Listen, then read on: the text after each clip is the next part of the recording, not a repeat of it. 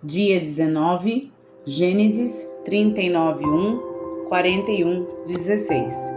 Quando José foi levado para o Egito pelos negociantes ismaelitas, eles o venderam a Potifar, um oficial egípcio.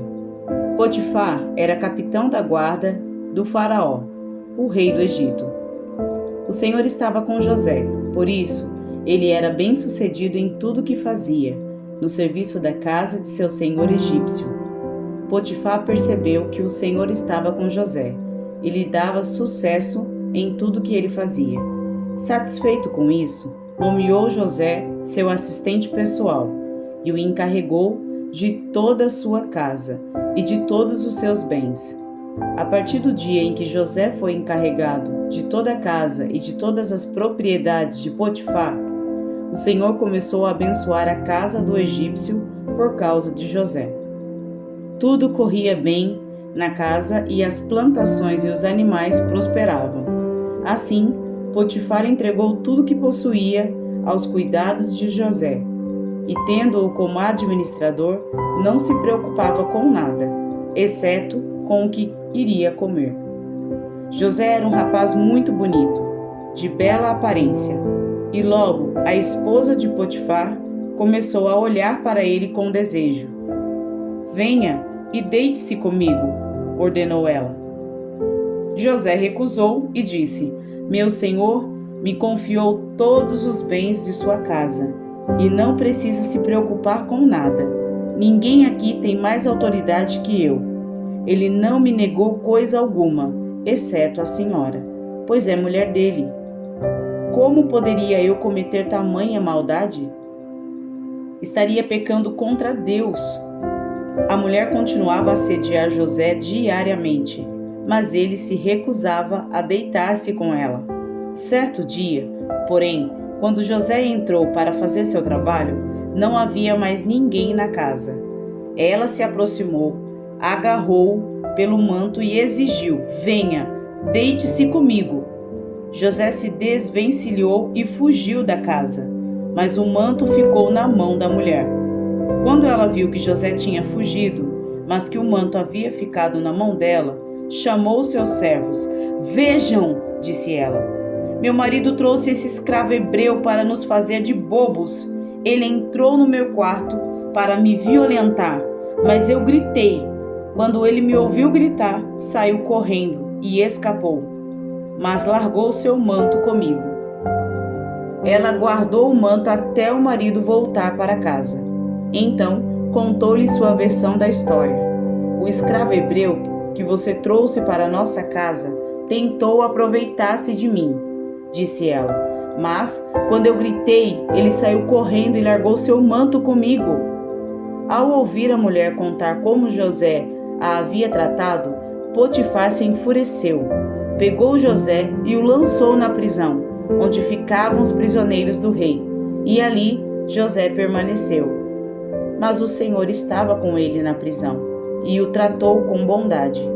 Fez José conquistar a simpatia do carcereiro, que em pouco tempo encarregou José de todos os outros presos e de todas as tarefas da prisão. O carcereiro não precisava mais se preocupar com nada, pois José cuidava de tudo. O Senhor estava com ele e lhe dava sucesso em tudo que ele fazia. Algum tempo depois, o chefe dos copeiros e o chefe dos padeiros do faraó ofenderam seu senhor, o rei do Egito. O faraó se enfureceu com os dois oficiais e os mandou para a prisão onde José estava, no palácio do capitão da guarda. Eles ficaram presos por um bom tempo, e o capitão da guarda os colocou sobre a responsabilidade de José, para que cuidasse deles. Certa noite, enquanto estavam presos, o copeiro e o padeiro tiveram cada um sonho. Quando José os viu no dia seguinte, notou que os dois estavam perturbados e perguntou: "Por que vocês estão preocupados?" Eles responderam: "Esta noite nós dois tivemos sonhos, mas ninguém sabe nos dizer o que significam." "A interpretação dos sonhos vem de Deus", disse José. "Contem-me o que sonharam." O chefe dos copeiros foi o primeiro a relatar seu sonho a José. "Em meu sonho, Vi na minha frente uma videira, disse ele.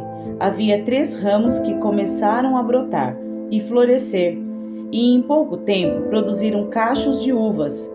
Eu tinha na mão o copo do faraó. Tomei um dos cachos de uva, espremi o suco na taça e a coloquei na mão do faraó. José disse: Este é o significado do sonho.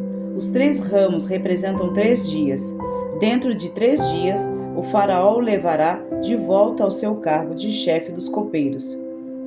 Quando a situação estiver bem para você, peço que se lembre de mim.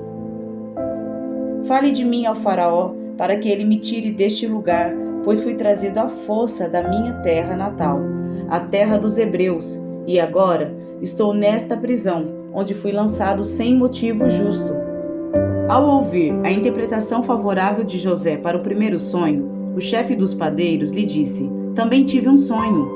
Nele havia 3 cestos de pães brancos empilhados sobre a minha cabeça.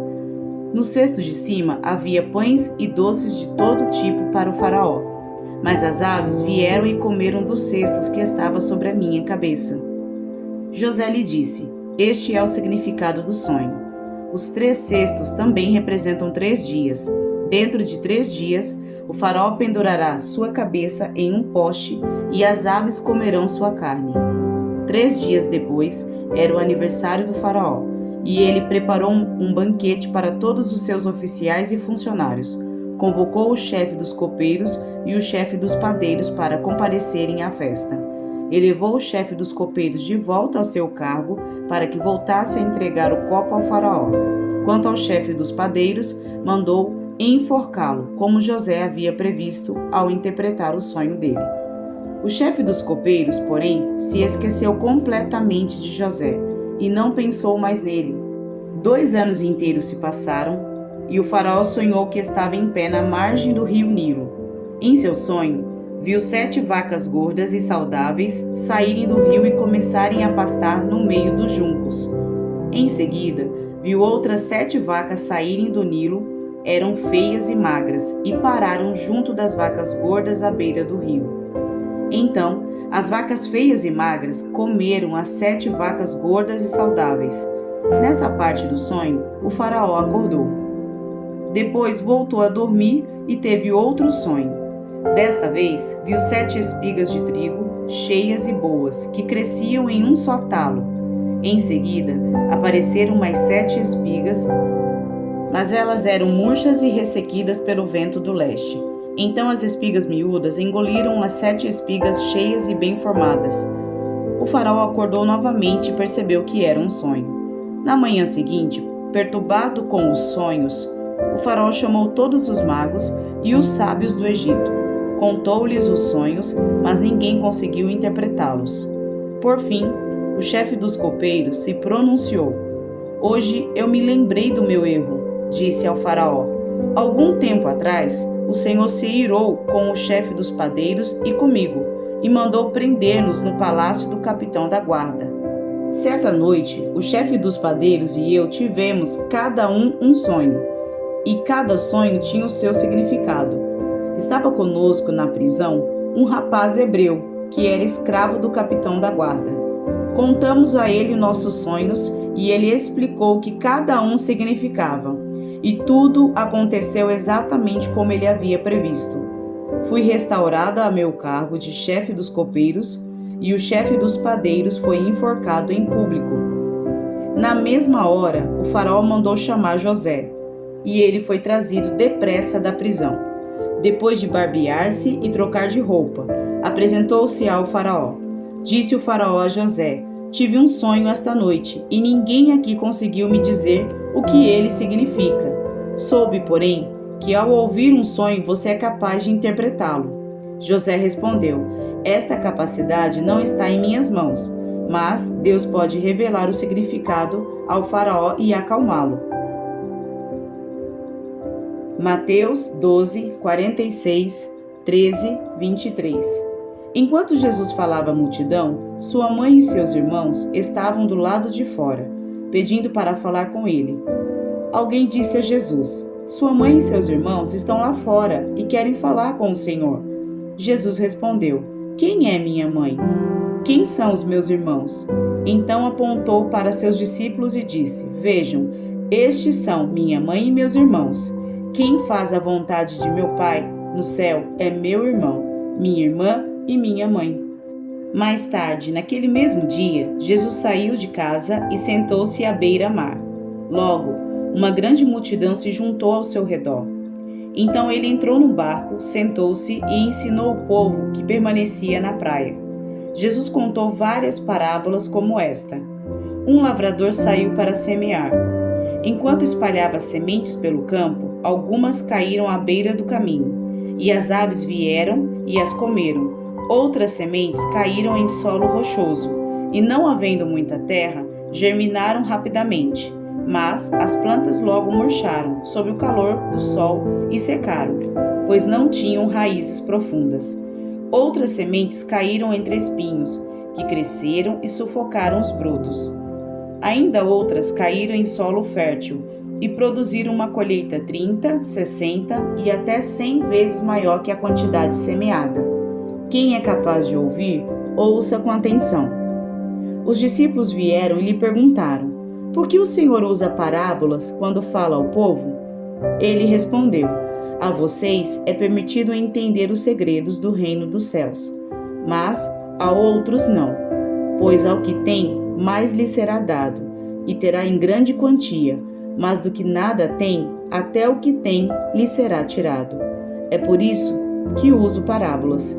Eles olham, mas não veem, escutam, mas não ouvem nem entendem.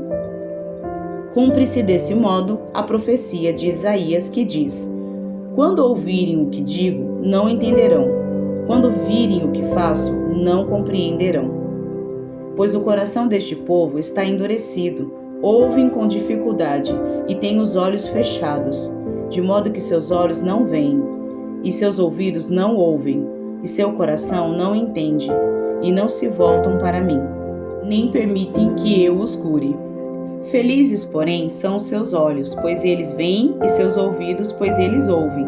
Eu lhes digo a verdade. Muitos profetas e justos desejaram ver o que vocês têm visto e ouvir o que vocês têm ouvido, mas não puderam. Agora, ouçam a explicação da parábola sobre o lavrador que saiu para semear. As sementes que caíram à beira do caminho representam os que ouvem a mensagem sobre o reino e não a entendem. Então o maligno vem e arranca a semente que foi lançada em seu coração. As que caíram no solo rochoso representam aqueles que ouvem a mensagem e sem demora a recebem com alegria. Contudo, uma vez que não têm raízes profundas, não duram muito. Assim, quem enfrentam problemas ou são perseguidos por causa da mensagem, cedo desanimam. As que caíram entre os espinhos representam outros que ouvem a mensagem, mas logo ela é sufocada pelas preocupações desta vida e pela sedução da riqueza, de modo que não produzem fruto. E as que caíram em solo fértil representam os que ouvem e entendem a mensagem e produzem uma colheita 30, 60 e até 100 vezes maior que a quantidade semeada. Salmos 17, 1, 15. Oração de Davi. Ouve, Senhor, minha súplica por justiça. Atende a meu clamor por socorro. Escuta minha oração, pois ela vem de lábios sinceros. Declara-me inocente, pois teus olhos veem com imparcialidade. Tu puseste à prova meus pensamentos durante a noite. Examinaste meu coração. Tu me sondastes e não encontraste nenhum mal. Estou decidido a não pecar com minhas palavras.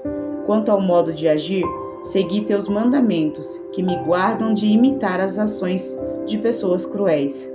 Meus passos permaneceram em teu caminho. Meus pés não se desviaram dele. Clamo a ti, ó Deus, pois sei que responderás. Inclina-te e ouve minha oração. Com teu poder, tu livras os que buscam em ti refúgio dos inimigos. Protege-me como a menina de teus olhos. Esconde-me à sombra de tuas asas. Guarda-me dos perversos que me atacam, dos inimigos mortais que me cercam. Eles não têm compaixão. Ouve como contam vantagem, segue meus passos e me rodeiam, prontos para me derrubar. São como leões famintos, ansiosos para me despedaçar, como jovens leões escondidos de tocaia. Levanta-te, ó Senhor, enfrenta-os e faze-os cair de joelhos. Com tua espada, livra-me dos perversos. Pelo poder de tua mão, Senhor, destrói os que buscam neste mundo sua recompensa. Satisfaz, porém, a fome dos que te são preciosos, que os filhos deles tenham fartura e deixem herança para os netos, porque sou justo, verei a ti. Quando acordar, te verei face a face e me satisfarei. Provérbios 3, 33, 35. O Senhor amaldiçoa a casa dos perversos, mas abençoa o lar dos justos. O Senhor zomba dos zombadores, mas concede graça aos humildes. Os sábios recebem honra como herança, mas os tolos são envergonhados em público.